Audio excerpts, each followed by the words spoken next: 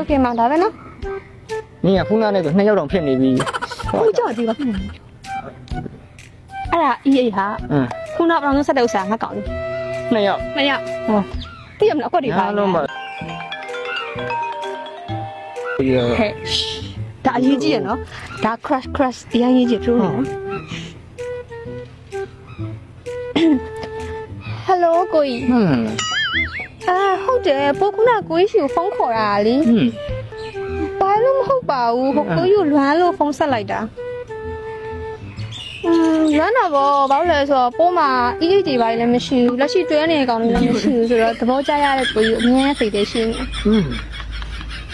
တကယ်ကြမလားအဲ့ဆိုပြီးတော့ကိုကြီးလာခဲ့မယ်လေနော်ဟုတ်ကိုကြီးစီးယူနော်အဲ့ဆိုဟုတ် yes နောက်ခရကြီးငါ့ကိုချင်းနေမနှက်ပြန်နဲ့ တော့ဒါကချင်းတာအေးလေ ငါတော့ကိုချင်းမိလိုက်ပြီ အေးအဲ့ဒါပဲခွဲစားငါတို့ကလက်ခုပ်ပြီးအဲ့ဒါမျိုးကြ ဘာဖြစ်လဲဆိုတော့အချိန်ခွဲပြီးချင်းလိုက်မယ်ကိစ္စမရှိအေးစီပဲသိရမလားငါပါပိုကီပလေးကဲသိရမလားညောစောင့်ကြည့်လိုက်မယ်နားလို့ရှိအေးစီ တော့မတော့ဘူးတော့မ ဘယ်တော့မှ ဘိုက်စားနေငါထိုးလိုက်ပြီ ပြီးတော့မြင် ငါဘယ်တော့မှဆိုတော့ငါဝတ်ဝတ်ကြည့်တော့အေးဟုတ်တယ် Hello ဘာလုံးနေလဲတဲရီ